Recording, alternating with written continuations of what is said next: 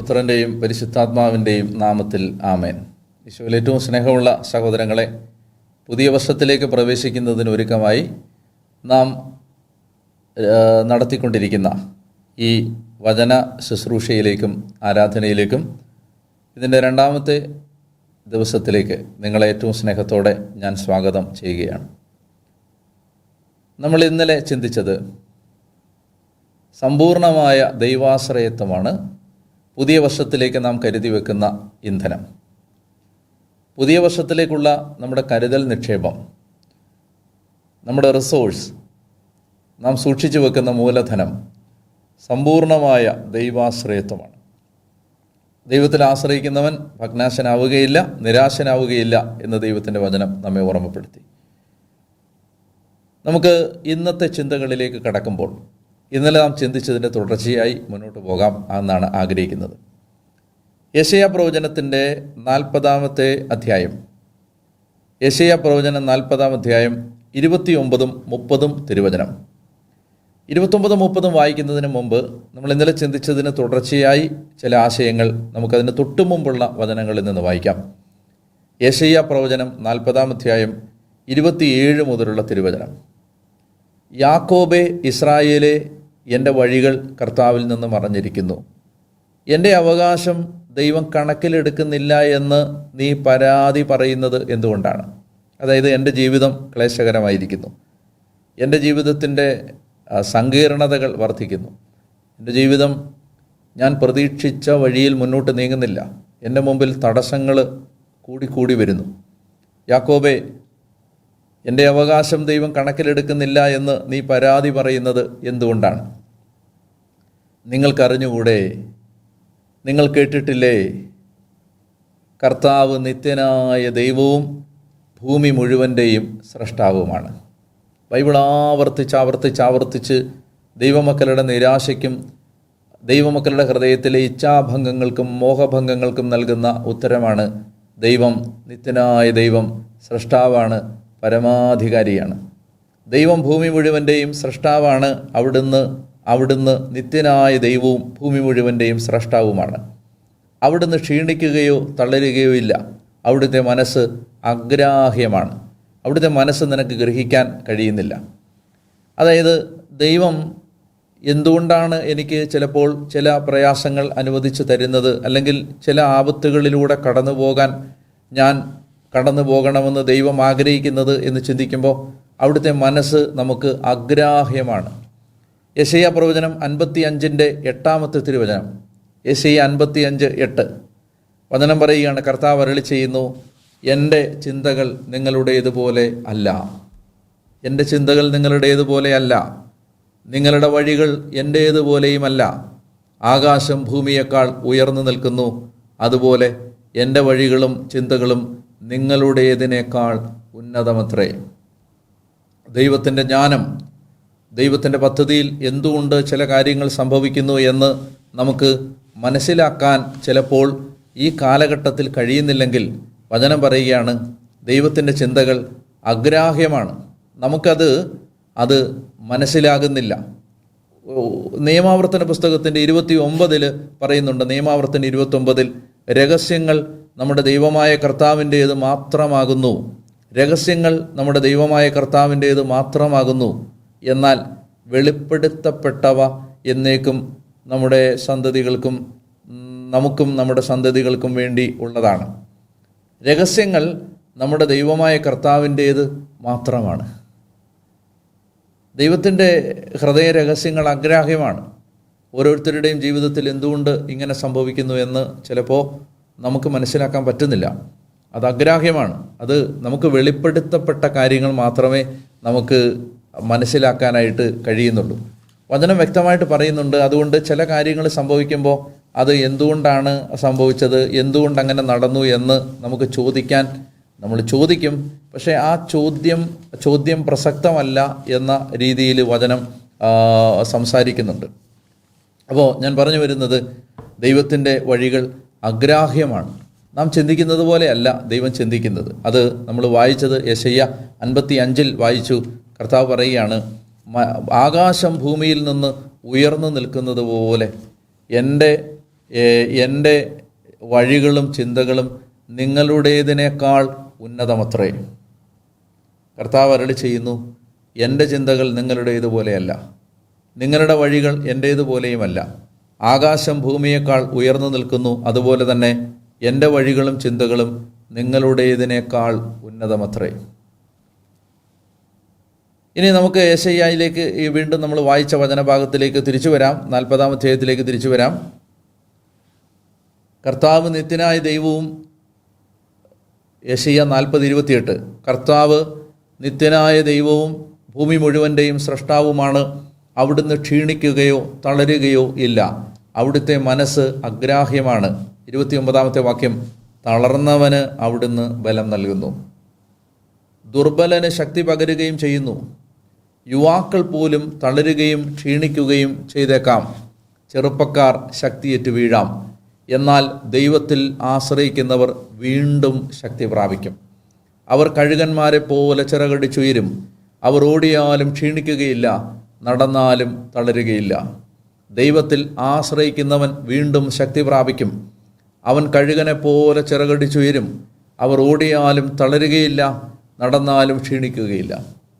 അതുകൊണ്ട് കർത്താവിൽ ആശ്രയിക്കുന്നവൻ നിരാശനാവുകയില്ല എന്ന് ദൈവത്തിൻ്റെ വചനം ശക്തമായിട്ട് നമ്മളെ ഓർമ്മിപ്പിക്കുകയാണ്. അപ്പോൾ അതുകൊണ്ട് തന്നെ ഈ ദൈവാശ്രയത്വത്തിൽ മുന്നോട്ട് പോകുമ്പോൾ ദൈവം നമുക്ക് വേണ്ടി വലിയ കാര്യങ്ങൾ ചെയ്യും. അപ്പോൾ ആ ഒരു ബോധ്യം നമ്മുടെ ഹൃദയത്തിൽ ശക്തമായിട്ടുണ്ടാകണം എന്ന് ദൈവം ആഗ്രഹിക്കുന്നുണ്ട്. 43-ാം അധ്യായത്തിൽ 43-ാമത്തെ അധ്യായത്തിൽ 1 മുതലുള്ള തിരുവചനം, യെശയ്യാ 43:1 മുതൽ, യാക്കോബെ നിന്നെ സൃഷ്ടിക്കുകയും ഇസ്രായേലെ നിന്നെ രൂപപ്പെടുത്തുകയും ചെയ്ത കർത്താവ് അരുളി ചെയ്യുന്നു, ഭയപ്പെടേണ്ട, ഞാൻ നിന്നെ രക്ഷിച്ചിരിക്കുന്നു, നിന്നെ പേര് ചൊല്ലി വിളിച്ചിരിക്കുന്നു, നീ എൻ്റേതാണ്. സമുദ്രത്തിലൂടെ കടന്നു പോകുമ്പോൾ ഞാൻ നിന്നോടുകൂടെ ഉണ്ടായിരിക്കും. നദികൾ കടക്കുമ്പോൾ അത് നിന്നെ മുക്കിക്കളയുകയില്ല. അഗ്നിയിലൂടെ നടന്നാലും നിനക്ക് പൊള്ളലേൽക്കുകയില്ല. ജ്വാല നിന്നെ ദഹിപ്പിക്കുകയില്ല. മനോഹരമായിട്ട് കർത്താവ് പറയുകയാണ്, യാക്കോബെ നിന്നെ സൃഷ്ടിക്കുകയും ഇസ്രായേലെ നിന്നെ രൂപപ്പെടുത്തുകയും ചെയ്ത ദൈവമായ കർത്താവ് അരുളി ചെയ്യുന്നു, ഭയപ്പെടേണ്ട, ഞാൻ നിന്നെ രക്ഷിച്ചിരിക്കുന്നു, നിന്നെ പേര് ചൊല്ലി വിളിച്ചിരിക്കുന്നു, നീ എൻ്റേതാണ്. സമുദ്രത്തിലൂടെ കടന്നു പോകുമ്പോൾ ഞാൻ നിന്നോട് കൂടെ ഉണ്ടായിരിക്കും. നദികൾ കടക്കുമ്പോൾ അത് നിന്നെ മുക്കിക്കളയുകയില്ല. അഗ്നിയിലൂടെ നടന്നാലും നിനക്ക് പൊള്ളലേൽക്കുകയില്ല. ജ്വാല നിന്നെ ദഹിപ്പിക്കുകയില്ല. ഞാൻ പറഞ്ഞു വരുന്നത് സമ്പൂർണമായ ദൈവത്തിൻ്റെ ആശ്രയം. അപ്പോൾ അതുകൊണ്ട് ദൈവം സകലത്തെയും നിയന്ത്രിക്കുന്ന ആ ദൈവത്തിൽ ആശ്രയിച്ച് മുന്നോട്ട് പോകാനാണ് ഞാൻ നിങ്ങളോട് കഴിഞ്ഞ എപ്പിസോഡിൽ പരിശ്രമിക്കാനായി, ആ കൃപ സ്വീകരിക്കാനായി ആവശ്യപ്പെട്ടത്. ഇനി നമ്മൾ വീണ്ടും മുന്നോട്ട് പോകുമ്പോൾ ക്രിസ്തുവിലേക്ക് വരുമ്പോൾ ക്രിസ്തു സകലത്തെയും നവീകരിക്കുന്നവനാണ്. ഇപ്പോൾ നാം ആയിരിക്കുന്ന അവസ്ഥയിൽ നിന്ന് നമുക്ക് മാറ്റം വരുത്താൻ കഴിവുള്ളവൻ്റെ പേരാണ് യേശു. ഈശോ പ്രവർത്തിച്ച ആദ്യത്തെ അടയാളം എന്താണ്? അത് വെള്ളം വീഞ്ഞാക്കുക എന്നാണ്.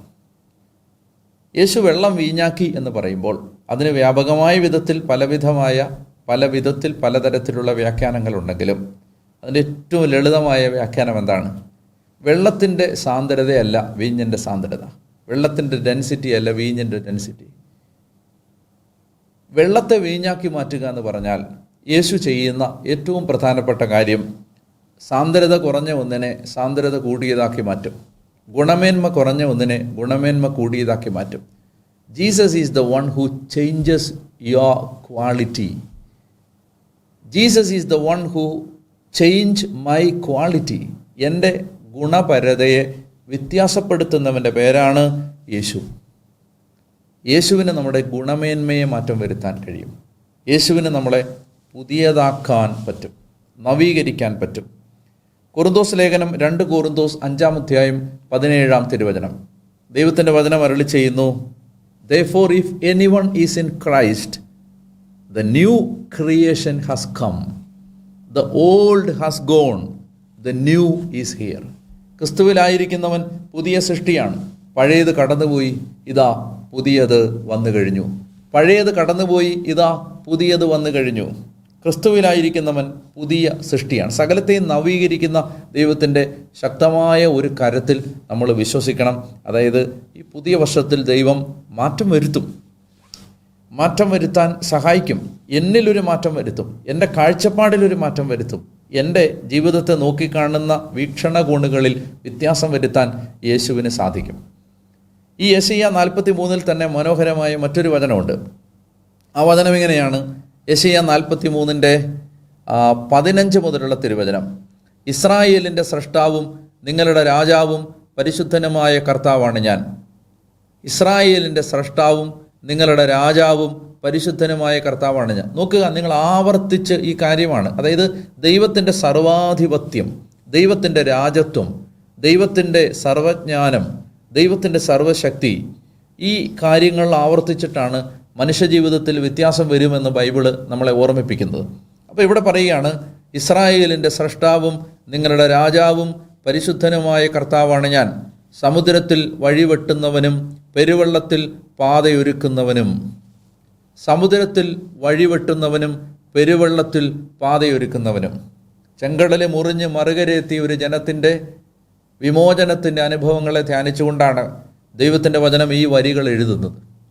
കടന്നുപോയൊരു കാലത്ത് അടിമത്വത്തിൻ്റെ നീരാളിപ്പിടുത്തങ്ങളിൽ നുകങ്ങൾക്ക് കീഴിൽ 4 ശതാബ്ദങ്ങൾ നീറിപ്പുകഞ്ഞ വീർപ്പുമുട്ടിയ ഒരു ജനതയുടെ അടിമത്വത്തിൻ്റെ കണ്ണീരിലേക്ക് മോശ എന്നൊരു പ്രവാചകൻ്റെ വടി നീട്ടിക്കൊടുത്തുകൊണ്ട് ദൈവം അവരെ വിമോചിപ്പിച്ച് മരുഭൂമിയിലേക്ക് നയിക്കുമ്പോൾ, ചെങ്കടലിന് നേരെ ഈ ജനം നടന്നു പോകുമ്പോൾ, അലറിയാർക്കുന്നൊരു മഹാസാഗരത്തിൻ്റെ ഭയാനകതകൾക്കും ഭീകരതകൾക്കും നടുവിൽ പകച്ചു നിൽക്കുന്നൊരു ജനത്തിനു വേണ്ടി ഒരു പ്രവാചകൻ വടി നീട്ടി സമുദ്രത്തെ രണ്ടാക്കി മാറ്റിയ പൂർവ്വപിതാക്കന്മാരുടെ ജീവിതത്തിലെ ഈ ജനതയുടെ ആത്മീയ ബോധങ്ങളിലെ മറക്കാനാവാത്ത ഒരു മഹായാഥാർത്ഥ്യത്തെ ചൂണ്ടിക്കാണിച്ചിട്ട് പറയുകയാണ്, I am the Lord who opens a way through the see.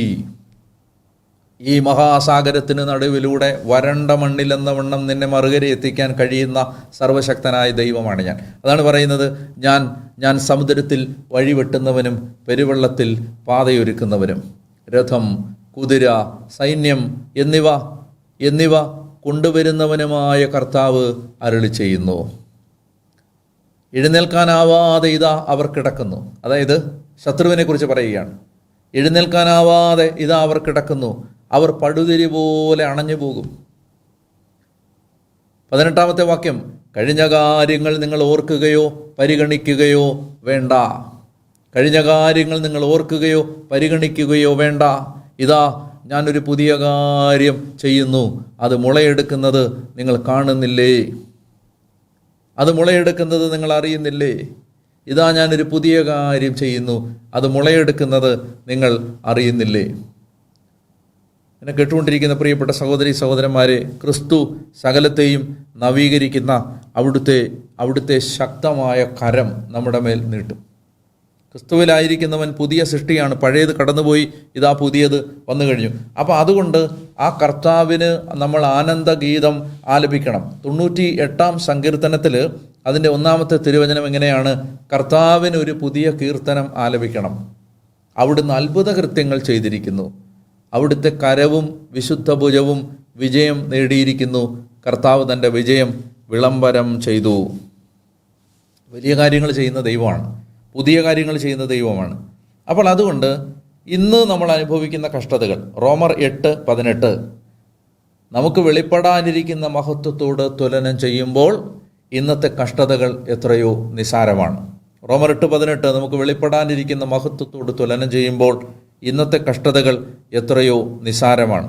അപ്പോൾ അതുകൊണ്ട് ഈ പുതിയ കാര്യങ്ങൾ ചെയ്യുന്ന ആ ദൈവത്തിന് ഞാൻ പറഞ്ഞു വന്നത്, എന്നിൽ ഒരു മാറ്റം വരുത്താൻ കഴിയും.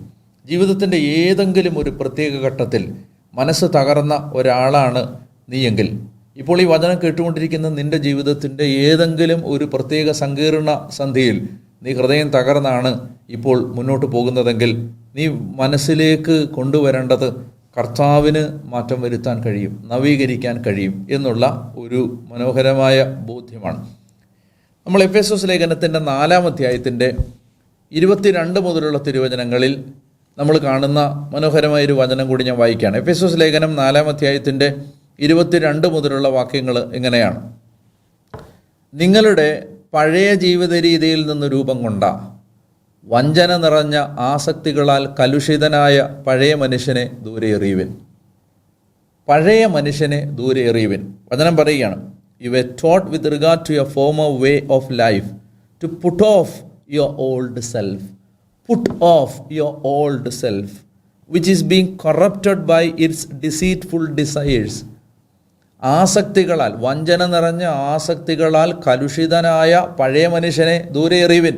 ഒരാളുടെ സിസ്റ്റത്തിനകത്തേക്ക്, ഒരാളുടെ ജനറ്റിക്കൽ സ്ട്രക്ചറിനകത്തേക്ക്, ഒരാളുടെ ജീവിതത്തിൻ്റെ അയാൾ കടന്നു വന്ന ഹെറിഡിറ്റിയും അയാളുടെ കടന്നു വന്ന ആ പാരമ്പര്യത്തിൻ്റെയും പൂർവിക വഴികളുടെയും ജനിതക വഴികളുടെയും എല്ലാം അകത്തേക്ക് ഇറങ്ങിച്ചെന്ന് മാറ്റിമറിക്കാൻ കഴിവുള്ള ആ ദൈവശക്തിയിൽ ആശ്രയിക്കാനാണ് വചനം പറയുന്നത്. You were taught with regard to your former way of life to put off your old self which is being corrupted by its deceitful desires, to be made new in the attitude of your minds.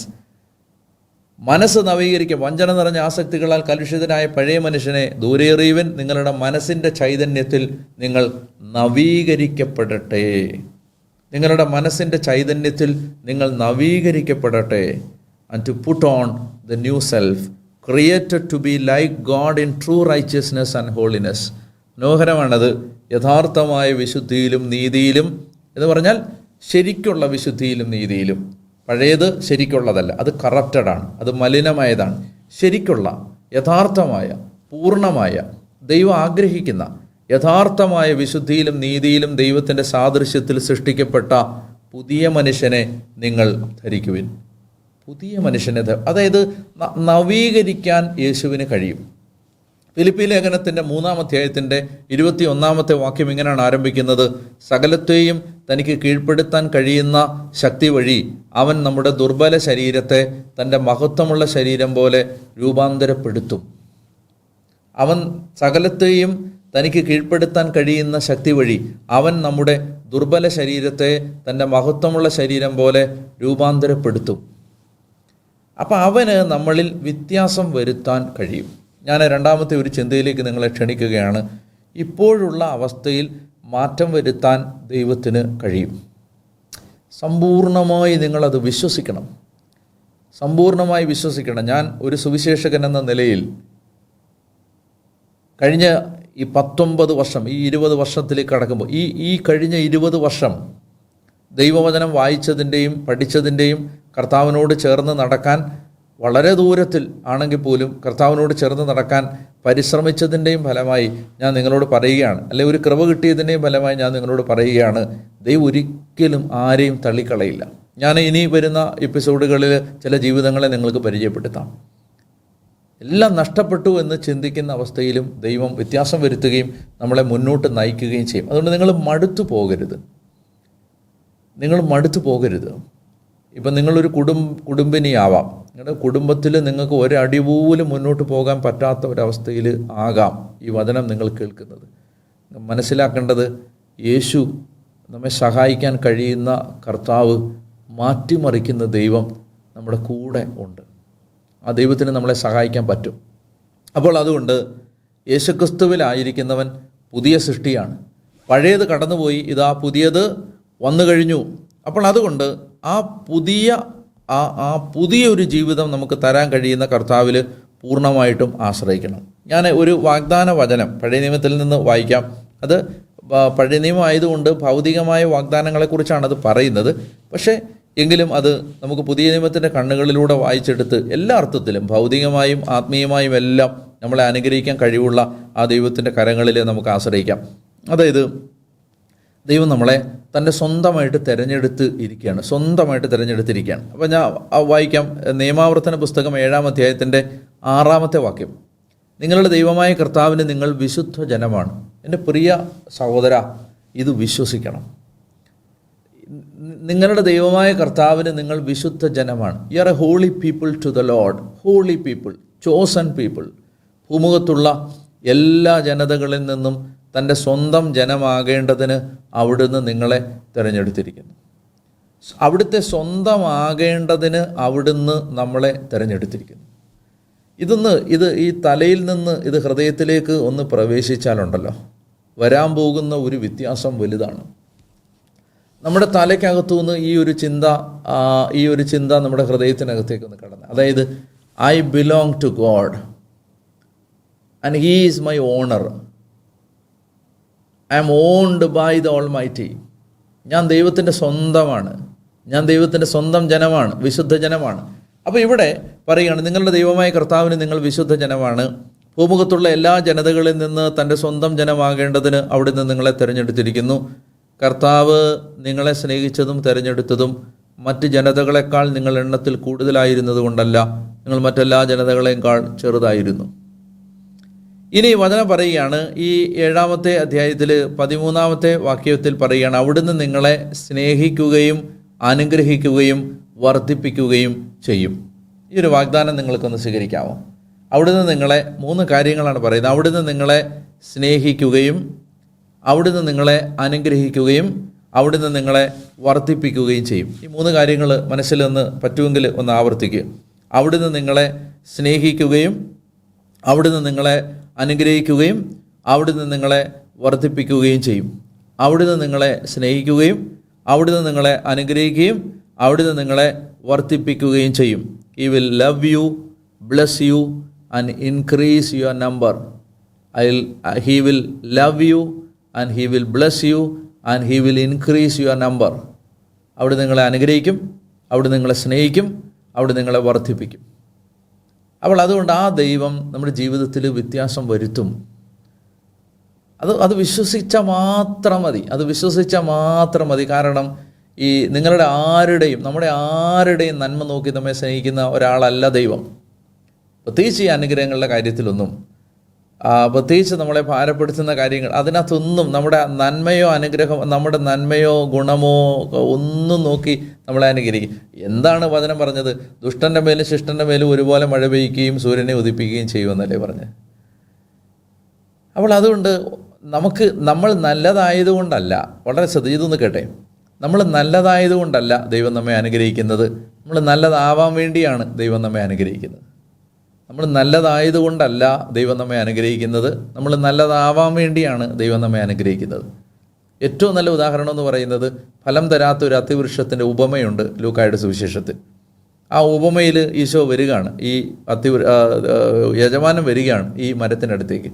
3 കൊല്ലമായിട്ട് ഇതിൽ നിന്ന് ഫലം കാണുന്നില്ല എന്ന് പറയുമ്പോൾ ആ കാര്യസ്ഥൻ, ആ വേലക്കാരൻ പറയുകയാണ്, യജമാനനെ വെട്ടിക്കളയണ്ട, 1 വർഷം കൂടെ അത് നിൽക്കട്ടെ, ഞാൻ വളമിടാം, വെള്ളമൊഴിക്കാം, പരിചരിക്കാം. ഫലം തരാത്ത അത്തിവൃക്ഷത്തിന് കിട്ടിയത് എന്തൊക്കെയാണ്? വെള്ളം, വളം, പരിചരണം. ഫലം തന്ന അത്തിവൃക്ഷത്തിനല്ല, ഫലം തരാത്ത അത്തിവൃക്ഷത്തിന്. എന്തിനാണ് ഫലം തരാത്ത അത്തിവൃക്ഷത്തിന് വെള്ളമൊഴിച്ചു കൊടുത്തത്, വളമിട്ട് കൊടുത്തത്, പരിചരിച്ചത്? ഫലമുണ്ടാകാൻ വേണ്ടിയിട്ടാണ്.